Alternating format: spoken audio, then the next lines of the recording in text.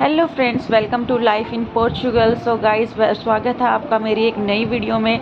तो गाइस, आज हम बात करेंगे पोर्चुगल की कुछ ऐसी चीज़ों के बारे में जिसको कि अगर इंडिया में भी अडेप्ट कर लिया जाए तो इंडिया की जो बहुत सारी प्रॉब्लम है, डेली लाइफ जो एक लाइफस्टाइल की जो प्रॉब्लम्स है वो काफ़ी हद तक सॉल्व हो जाएंगी।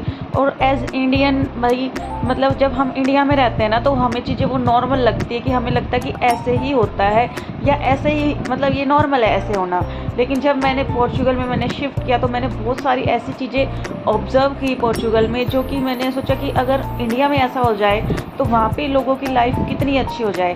तो गाइज़, अगर आपको वो सारी चीज़ों के बारे में जानना है या मुझे ऐसा लगता है कि आपको सुनना चाहिए, एटलीस्ट आप सब में चेंज की उम्मीद ना करके, क्या पता आपके अंदर ही कुछ चेंज आए और आप अपने नेशन के लिए कुछ मतलब अच्छा दे सके।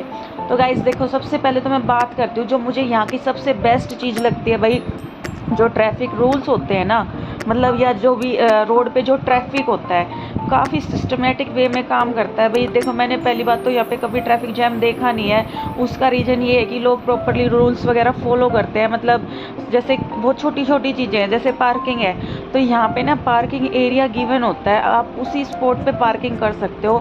मतलब ऐसा नहीं है कि इंडिया जैसे इंडिया में होता है हमें कुछ काम है 2 मिनट का, हमने रोड पे कहीं भी गाड़ी लगाई और हम लेने चले गए, ठीक है। तो वहाँ पे क्या होगा भाई, गाड़ी आपने लगा दी, रोड ब्लॉक हो जाता है ना। आप एक अकेले तो नहीं हो ना कि जिसकी मेंटेलिटी ऐसी है, ऐसे आपके जैसे 10 15 20 लोग और होंगे।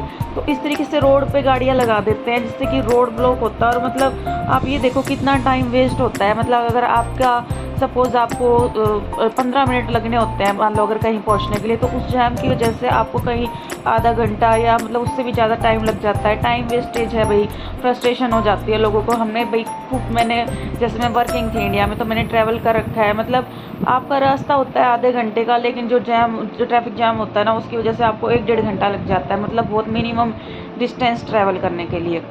दूसरी बात जो सबसे मतलब यूनिक लगी और मुझे मतलब इतना अच्छा लगा यहाँ पे, वो ये थी भाई, जैसे क्रॉसिंग होती है ना, तो क्रॉसिंग वैसे तो कंसेप्ट इंडिया में भी है रोड पे क्रॉसिंग का, लेकिन सिर्फ बुक्स में है या सिर्फ रूल्स में है, प्रैक्टिकली कोई फॉलो ही नहीं करता। मतलब अगर क्रॉसिंग है तो लोग देखते भी नहीं कि क्रॉसिंग का सिंबल बना हुआ है।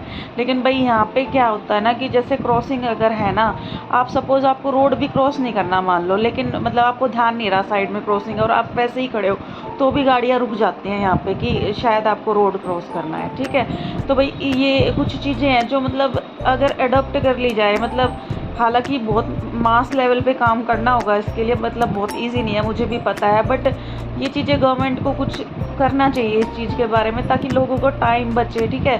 मतलब चीज़ें अच्छी हो जाए। मतलब क्या कमी है कि हम क्यों नहीं कर पा रहे हैं ना, तो मतलब कुछ होना चाहिए ऐसा रूल, या पब्लिक को भी इतना अवेयर आई थिंक होना चाहिए, ठीक है। दूसरी बात भाई, जैसे हमारे क्या होता है, जैसे यहाँ पे भी शॉप्स हैं, देखो मेरे सामने आप देख पा रहे हो, लेकिन आपको एक भी बैनर एक्स्ट्रा, एक भी चेयर, एक भी कोई भी उनका सामान आपको बाहर नहीं दिखेगा, ठीक है। ऐसे ही कैफ़ेज़ में होता है।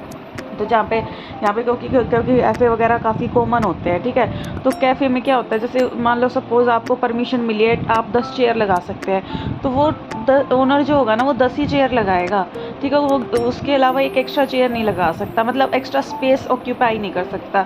लेकिन भाई आप इंडिया में चले जाओ, चाहे कोई भी दुकान हो ना, सिर्फ कैफ़े, मतलब कोई भी, आप जैसे मान लो सपोज़ बर्तन की दुकान है, पूरा रोड तक सामान लगा देते हैं। तो भाई उस तरीके के कुछ स्ट्रिक्ट रूल गवर्नमेंट को भी अपनाने चाहिए और लोगों को भी, मतलब ये म्यूचुअल रिस्पॉन्सिबिलिटी आई थिंक बनती है लोगों की भी और गवर्नमेंट की भी, भाई कुछ करा जाए। क्योंकि रोड क्या है, ब्लॉक हो गया, ठीक है।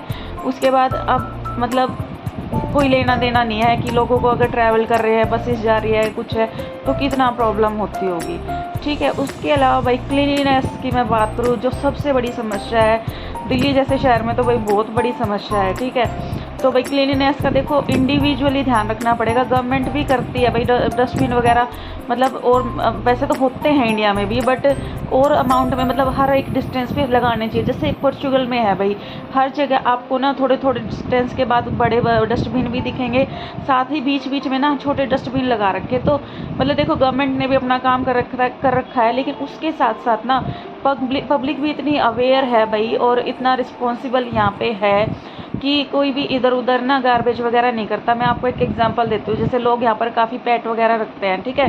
तो अगर वो पेट को वॉक पे लेके जाते हैं ना, तो जो पेट अगर मतलब पूप वगैरह कर देता है, शिट वगैरह कर देता है, तो वो जो ओनर होता है ना, वो उसको उसी टाइम क्लीन करता है। और इंडिया में हम लोग क्या करते हैं कि हम डॉग या अपने पेट्स को बाहर इसीलिए लेके जाते हैं ताकि वो बाहर करे, घर गंदा ना हो।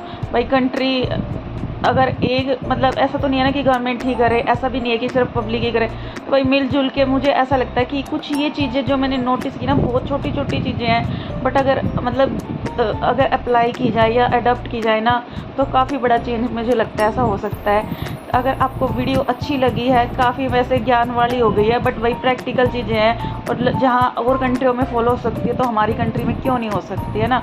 तो अगर आपको वीडियो अच्छी लगी है तो प्लीज़ मेरे चैनल को सब्सक्राइब करना और अपने दोस्तों के साथ शेयर करना।